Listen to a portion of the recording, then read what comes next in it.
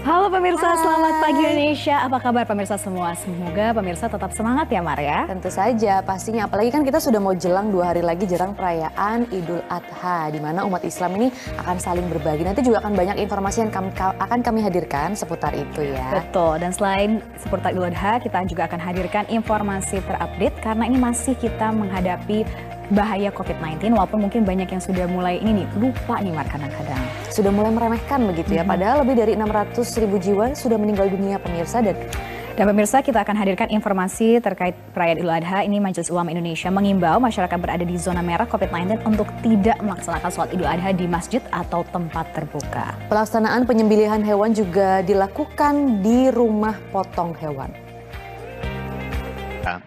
Ya itulah tadi sebenarnya masyarakat muslim Indonesia ini sudah harus bisa lebih bersyukur. Karena kalau awalnya Idul Fitri kita tidak bisa beribadah sama sekali benar-benar terbatas, sekarang memang sudah lebih longgar. Tapi jangan lupa, jangan lengah. Benar-benar kita harus memperhatikan protokol kesehatan secara disiplin pemirsa. Dan selain tadi ada juga imbauan di Kementerian Kesehatan Republik Indonesia yang mengimbau umat Islam yang akan menjalankan sholat Idul Fitri, Idul Adha maksud kami, di masjid wajib dalam kondisi yang sehat. Warga pun diminta untuk tetap menerapkan protokol kesehatan secara ketat untuk mencegah penyebaran.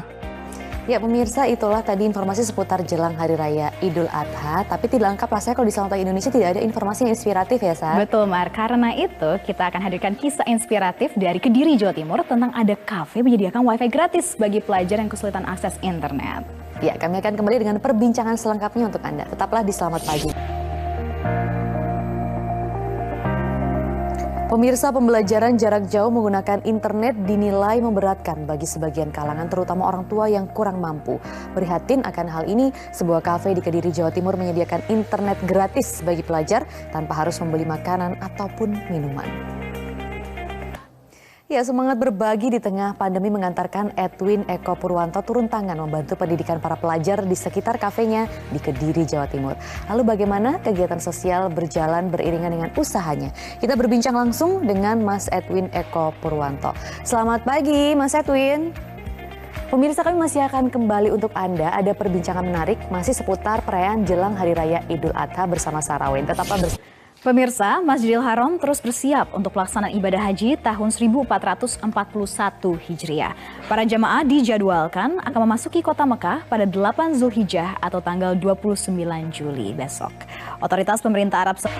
Pemirsa, dalam segmen virtual tour kali ini akan hadir Ustadz Zaki Mirza yang setiap hari akan menyampaikan seluk-beluk ibadah haji untuk kita semua. Kita akan sapa dulu Ustadz Zaki Mirza yang sudah hadir melalui sambungan Skype pagi hari ini. Assalamualaikum warahmatullahi wabarakatuh. Pemirsa, kita harus jeda terlebih dahulu, tetapi selepas jeda, rekan saya Kevin Egan akan kembali lagi dengan berbagai informasi dari dunia ekonomi dan bisnis dalam Zona Bisnis untuk Anda. Tetaplah bersama kami. Anda kembali di Selamat Pagi Indonesia. Pemerintah mencatat peningkatan kasus COVID-19 secara signifikan yang terjadi di DKI Jakarta. Juru bicara Satgas Penanganan COVID-19 Wiku Adhisa Smito menyebut sebanyak 5 kota di DKI Jakarta ini masuk zona merah atau resiko tinggi penyebaran COVID-19. Ya pemirsa, COVID-19 memang masih menjadi masalah serius yang mengancam nyawa setiap orang. Berikut kami hadirkan data terbaru mengenai pandemi COVID-19 di Indonesia. Pemirsa, kami masih akan kembali dengan informasi seputar COVID-19 yang memang tidak boleh dianggap remeh. Nah, perbincangannya akan kami hadirkan selepas jeda berikut. Tetaplah di Selamat Pagi Indonesia.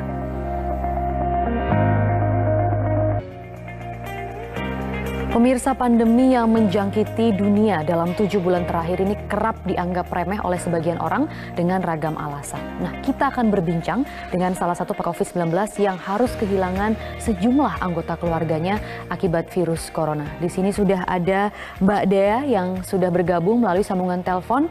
Mbak Dea, selamat pagi. Pagi, Mbak. Ya, sebelumnya kami mengucapkan turut berduka cita yang sedalam-dalamnya atas kehilangan yang Mbak Dea rasakan. Iya, makasih. Mbak Dea, boleh diceritakan kepada kami bagaimana awal penularan COVID-19 terremehkan atau menganggap enteng penyakit COVID-19 ini? Apakah sebelum ada anggota keluarga Anda yang terinfeksi, keluarga ini sudah menjalankan protokol kesehatan yang sesuai? Iya, Mbak, sangat menjalankan gitu. Nah, pandemi COVID-19 ini dan membuat Mbak Dea kehilangan anggota keluarga, apa yang paling membuat Mbak Dea sedih pada saat itu? yang buat sedih itu Anggap enteng pandemi yang sudah menewaskan lebih dari 4.900 orang-orang Indonesia ini. ya mungkin mereka kan belum mengalami sendiri. Sudah tersambung di sini dengan sosiolog. Nah, kita ingin tahu sebenarnya apa yang menyebabkan sikap skeptis dan apatis tersebut. Kita akan membahasnya bersama dengan sosiolog Universitas Indonesia, Desi Indira Yasmin. Selamat pagi, Bung. Terima kasih sudah berbagi cerita di Selamat Pagi Indonesia kali ini. Pemirsa, kami masih akan kembali dengan informasi-informasi lain untuk Anda. Jangan kemana-mana, tetaplah bersama kami. Dan pemirsa, tadi adalah informasi grafis tentang bagaimana bijak memilih sampah plastik. Ternyata sampah plastik berkualitas baik akan mudah didaur ulang dan bisa menjadi aset berharga bagi perekonomian Indonesia. Nah, semoga tadi bisa menginspirasi pemirsa semua untuk bisa memulai memilah sampah dengan baik dan bijak. Dan sekarang pemirsa, saatnya kita akan hadirkan inspirasi lainnya, yaitu inspirasi resep dari rumah bersama Bunda Ana Avanti. Waduh, memang lihatnya aja nikmatnya tiada tara, Bunda. Tapi pemirsa, kita akan informasi lainnya. Ini bagaimana industri Indonesia ternyata membutuhkan 7,2 ton plastik setiap tahunnya. Dan ternyata sampah plastik jika dipilih dengan bijak bisa didaur ulang dan menyumbang bahan plastik bagi industri di Indonesia. Pemirsa, tetaplah bersama kami di Selamat Pagi Indonesia. Setelah jeda, kami akan kembali lagi dan berbagi informasi lainnya untuk Anda. Nah, selanjutnya pemirsa, tahukah Anda jika sampah plastik memiliki nilai ekonomis? Bahkan dengan pola daur ulang yang ramah lingkungan dapat menjadi peluang bisnis. Ya pemirsa, informasi tadi sekaligus menutup perjumpaan kita di Selamat Pagi Indonesia kali ini. Mewakili kru yang bertugas, saya Maria Lizia Hasni. Dan saya Sarah Win, terima kasih atas kebersamaan Anda dan sampai jumpa, jaga terus kesehatan.